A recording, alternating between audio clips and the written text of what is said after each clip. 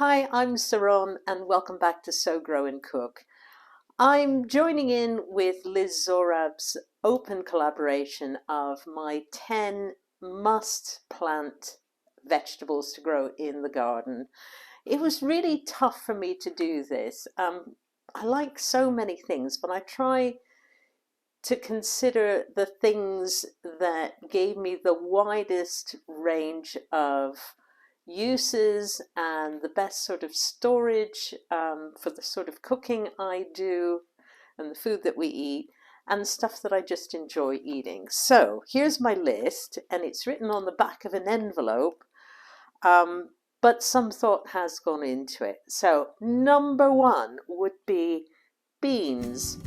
Now, my favorite beans to grow are climbing beans, and they would be something like a borlotti or a white or a black seeded runner bean.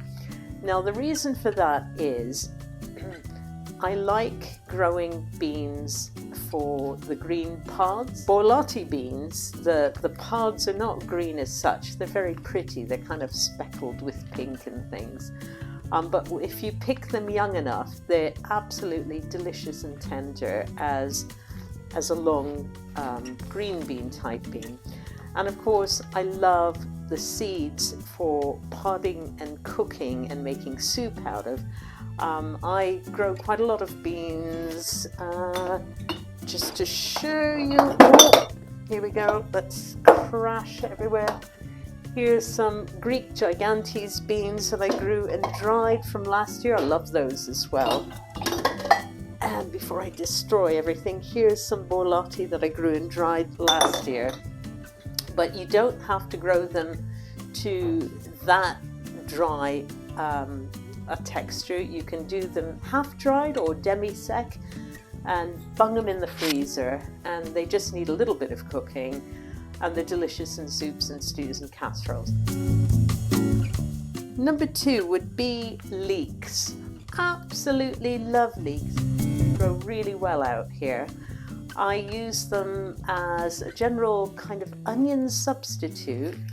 I grow onions as well, but I prefer leeks. They winter over beautifully here. And if I get too many and they start to bolt, I dig them all up in the spring and I chop them up and I put them in freezer bags and just freeze them. And you can dehydrate them as well if you choose. I've never done that yet. I plant them probably in May and we'll be harvesting them from the autumn throughout the winter and I'm still harvesting them in March and April. Number three would be tomatoes or tomatoes, depending on where you come from. And they, as I've said in earlier videos, were my gateway vegetable. My mum got me growing a tomato plant. That's what got me hooked and really into gardening vegetables and things. And I grow quite a lot of them, and we've got a separate polytunnel that I grow mainly just tomatoes in, and I preserve them. I know you can freeze them, but we haven't really got the freezer space, and once I've canned them, then I know they're sort of shelf stable for a few years, but they don't usually last that long. So tomatoes, high on my list. This, by the way, is in no particular order. I'm just listing 10 veg that I regularly grow and feel that I must grow. Okay. Number four would be sweet corn. Absolutely love sweet corn. Always have done. Always consider it a little bit of a luxury crop because I don't think you get good sweet corn in shops in the UK. It's always best to pick sweet corn when it's really fresh, just off the stalk.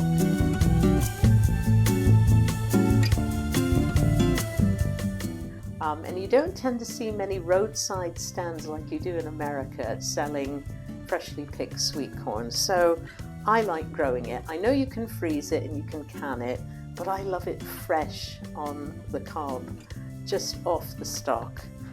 Okay. Number 5, following on from sweet corn, would be popping corn. Now that has been an absolute eye-opener for me. A friend of mine in West Virginia, Michelle, you know who you are, sent me some seeds a couple of years ago, Dakota black popcorn seeds. I'll just show you some of those. I still have some here. And I planted maybe 50 the first year and grew them in our polytunnel, and they grew spectacularly well. Now, they do need a lot of extra care. You need to keep the cobs on the plants for, till they're dry and papery pretty much. They don't have to be super, super dry, but a lot more dry, and the kernels have got to be quite hard, much more than if you're growing sweet corn. And then when you take them off the stalk, you have to dry them an additional 2, 3, 4 weeks in an airing cupboard or a dry, airy place, and then test the kernels to see if they're ready to pop. But all winter long, we will have snacks of popcorn in the evening, and it's just such a lovely thing to grow and have.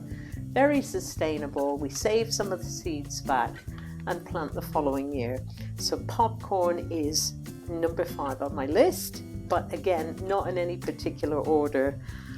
Number 6, potatoes. Now, I know they're cheap to buy in the shops, but I like the fact that I can choose the variety that I grow, and I can have early, I can have second early, I can have main crop, and they keep quite well in our shed, so I've not had to buy potatoes in a couple of years. And we've got the space to grow them. I do grow a few super early ones in the polytunnel, so that's always helpful. So number 6 would be potatoes. Number 7, Swiss chard. To me, that is the workhorse of the green leafy veg. I grow them in the spring, and I do some succession plantings. I will do some in the polytunnel, I'll do most of it outside, and I'll do 2 or 3 plantings.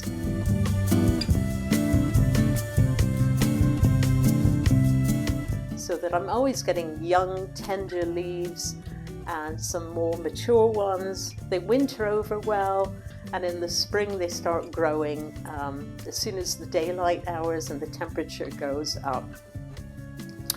And you can save the seeds as well, and I've done that, so that's pretty good. And I use them in soups, I use them in spinach cheese pie, I use them in omelettes and frittatas. Very, very useful and very tasty. Number 8 would be carrots, mainly because I love to make coleslaw, I love to put them in soups and stews, and I can grow them, and I think they just like the soil around here, so carrots is always good. And they winter over really, really well. It doesn't matter how hard a frost you get around here. Admittedly, we don't get such severe frost for very long in this part of Wales, but we do get cold weather and the ground does freeze occasionally. But they seem to manage okay. So carrots is a good one. Number 9 would be lettuce, because there's such a variety of lettuces, colors and textures, shapes and sizes. You can get ones that are more cold tolerant, and you get ones that are nicer in the summer. And if you grow a succession, you can have a very beautiful, colorful salad bowl.